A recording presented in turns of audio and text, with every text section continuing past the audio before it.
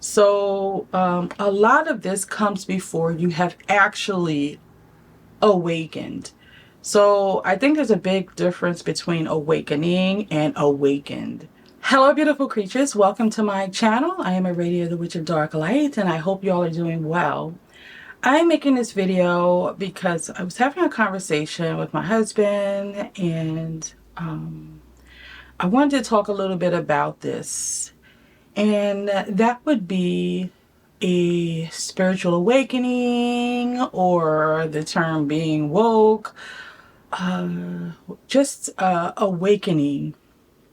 And the misconception of what a spiritual awakening is. So I just wanted to talk a little bit about that. This is a topic that I think is important to talk about, at least here on my channel. I haven't spoken about that too much. I think earlier on I did a video about the symptoms of an awakening, but I wanted to touch more on just understanding what it is and more about what it may look like. So if you're interested in hearing me ramble about that, grab a seat. And if this is your first time here, please do consider subscribing to this channel. It would help me out greatly. And you would subscribe to All Things Magical. Can't have one without the other. The dark without the light. So let's just jump right into this. To some, I mean, there's really no Webster dictionary definition, right? Within the realms of spirituality, a spiritual awakening may look like one coming into the knowledge of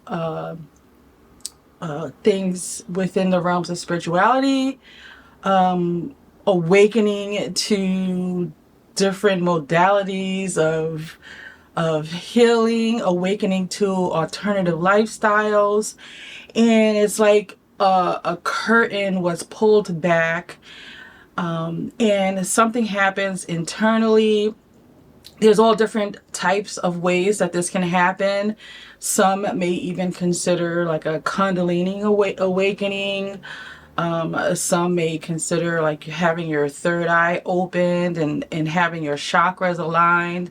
There's different routes to what an awakening is, but the overall understanding of it is you have come into this knowledge, this knowledge and wisdom that you have not been aware of before, and you are on this level of understanding it in new ways, and you're in this in between, which is what I want to really talk about. That in between when you have begun to awaken, because this is not an overnight thing. You are awakening, and you're that in between. All of a sudden you come into the awareness of this knowledge, or you feel this thing inside of you that has awakened, and you want to learn. You're like a sponge. You see the world differently. So in the in-between is the place I really want to focus on, because this is what I think is missed, and they should give it a name. Like they give, at the time that I'm filming this, we're in Mercury retrograde, or at least the shadow, very ending of the shadow and coming into the actual Mercury retrograde, which to me is the same thing depending on where it's at for you. But in any case, this is like that shadow phase of the awakening. So I feel like that is what you would consider something like the dark night of the soul, going into the abyss, and all of these terms. So the in-between, this is what I'm calling it. This is that space where you have come to this crossroad, and all of a sudden it's a crossroad because where you are in your life no longer serves you, and and you need to a change of direction. This part of your path is ending and you are at the verge of awakening to something new, starting a new thing in your life, going down a different path. So, I don't know why my nose always itches every time I begin to talk to you guys here. But anyway, so you're on this path, and no, not on the path. You are awakening to this path. So what happens is your old thought process, the old way that you systematically did things, your perception of things based on all you have been through, is being questioned. You are being asked to, okay, let that go, or at least part of it, and shift directions. So for many, this is uncomfortable territory, and we most of the time fight against it. And even if we don't fight against it, things has to, especially if you want to be in alignment with things that are necessary in your life to take place, these things are going to happen anyway, where you're coming into the dark night of the soul, because it's your human experience, your path. This is who you need to become. So these things are going to happen regardless. So it's better to be in the know and to try to work with it, go through it, transmute these energies. So what's going to happen is you're going to go through, in the midst of this awakening, you're going to go through all these hard things. So I don't understand why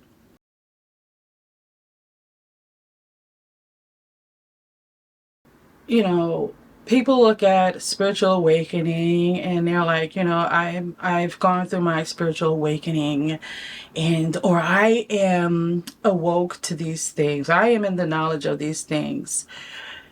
It makes it look like you tiptoed through the daisies, ran through the flower fields, and you have ascended or arrived at this part of your path on this new journey. You have been awakening. The harps are playing. So all of this, I think, is a misconception. This is tough. Spiritual awakenings is not easy. You are being ripped apart. You are being molded. You are going through fire. Things are being burned away. You feel these things. I'm saying it, metaphorically speaking, but the understanding of what these things feel like, this is what you will feel like going through that in between. And then, obviously after the in between, you awaken and you're like, okay, ooh, that was tough. I understand why, all that happened. Now I'm on this new part of my path. And then, you can kind of pat yourself on the back because you made it. And you're excited because you are learning new things on a new level in your life. But there's a big gap from, oh, I'm awakening, I'm at this crossroad, to, oh, I've awakened. There's this big gap. So it's almost like when you're in, it depends on the person, because it's just like child labor. For anybody that has experienced birth, giving birth, what happens is you go through this labor, and sometimes it's hours, sometimes it's days, and you're like cursing the day that you even had sex to do this, or just even you're like cursing everyone out, because of the pain. It's overwhelming to you. So then you come out of it, then the joy of this baby that's born is, you forget about all that. Like my mother, she did it 8 times. I don't know how she did that. She apparently forgot each time. But that's what happens. You focus on the joy of the thing, and then you decide, oh, I want to do this again. And even if you haven't given birth, it's the process of working towards something, and the pain that it takes to achieve that, sometimes the hard work you have to put in, because even if you didn't give birth to a child, adoption, when you go to adopt a child, you have to go through all that paperwork, be investigated, do all these things, and you're not even sure if they're going to accept you. So you go through all of that, and then when you finally adopt that child, you forget about all that happened. So I'm just giving some of these examples to put you in the mind of what the in-between is like. It is that you are being, that phoenix. So it looks beautiful, when the phoenix has phoenixed and it's burned. Then it has its wings and it's flying. It has become the phoenix. But burning hurts. So I really wanted to focus on that. And it's a lot of the reasons why I'm the type of person that hides in the shadows. Like, I'm not a person that wants to go on stage or even put myself in the spotlight, which is why YouTube is perfect, because I'm behind the camera and it feels a lot safer. But I know a part of my path and the things that I have to do. Which is why I will put myself on stage or do the things that I do, because I know what is necessary for my path. I have to kill that part of myself that is in fear. So that's all a part of the in-betweens, each level that I awaken to, because there's many awakenings, right? You awaken to new levels. So understanding that, or even accepting that what comes with a spiritual awakening, what comes when you are at that crossroad. And in the beginning, you're like, I'm at a crossroad and I see the thing, I feel the awakening. I'm yearning this new thing, and you even see what it is. So you start heading toward that path. So in that moment, you're happy, but then boom, comes the dark night of the soul, because you have to let go. You have to be born again, right? That old saying, being born again. You have to be born again, and you have to shed the misconceptions of the things that you may carry over into your new path. So when you come into this awakening, you have to be like this brand new vessel, so to speak. A vessel that has been polished and refined thus far, but may need some cleaning up and removing of the parts that does not belong in that vessel for this next part of the journey. So think of yourself as this vessel that is holding all of these things that you have learned, and it's full. So when you go to the next part of your path, this vessel has to be empty to be able to pour more things into it. So I hope I'm giving all of these examples. I hope they are making sense to you. But I know that there's this whole big thing about spiritual awakenings, evolution, and a lot of these light workers and things like that. Sometimes you play the soft music and heavenly tones, and it's not all like that at all. And it will do you good to remember that and understand that going into the dark, into the shadows, into the abyss is you being molded and being refined. So this comes with awakenings, these pains, even into physical pains, because energetically your biofield is shifting, so it's going to affect you physically, because inside these things are awakening, is triggering nerve responses and different things are like sparking inside, so it's going to affect you physically, which is why you have these headaches and maybe even tired, and all of these things may look like depression. So a lot of this comes before you have actually awakened. So I think there's a big difference between awakening and awakened, in certain contexts. But I really think this is important to understand. Don't rush to an awakening. Don't rush to say, "Oh, I'm awakening. I've had my spiritual awakening." Even if you had and it was easy for you, because I'm finding that the more levels you go up, say you have just come into the knowledge of like this spiritual world, these otherworldly things. So that was your first awakening, and it may have been a little easy for you, but that is the first one.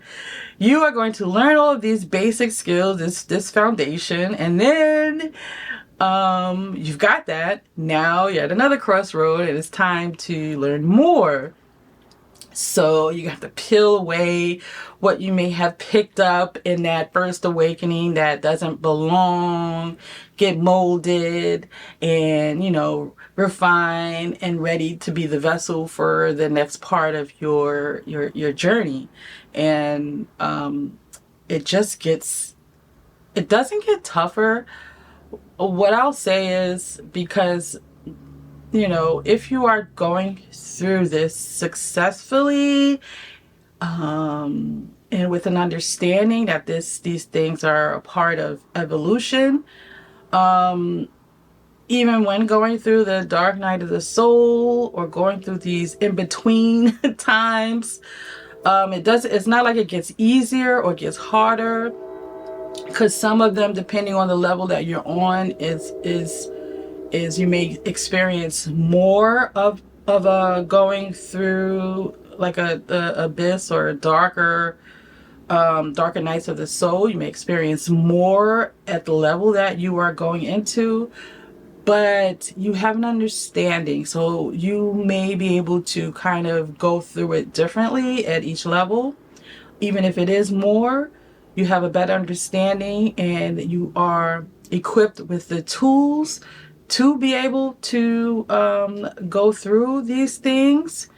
So, and that's another thing. It's all about each level acquiring the tools to help you, like, essentially descend to ascend to the next part of your level, because that's actually what it is. In order, in order for you to ascend, you first have to descend into the darkness, to rip away all of those things. But that is what I had to say here today. I just needed to share that here with you, and to have this video here in this channel in reference to awakenings, spiritual awakenings. So if you have any questions about what it is that I share, let me know. Again, I don't have a set schedule in what it is that I post.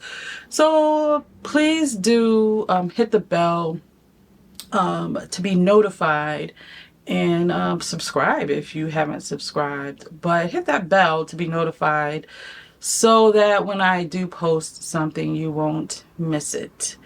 And also do go over and check out my other channel if you have not already. I'm working on talking about maybe a couple of videos, maybe more, maybe a mini series about the Watchers. So I'm going to start off with the leader of the Watchers, Shemyaza. I know I'm going to screw that name up, but I'm going to go with Shemyaza. So go over and check that out if you want to hear about the Watchers, and the Nephilim and things like that. So that is it for this video. If you have any questions, hit me up in the comments or even email me.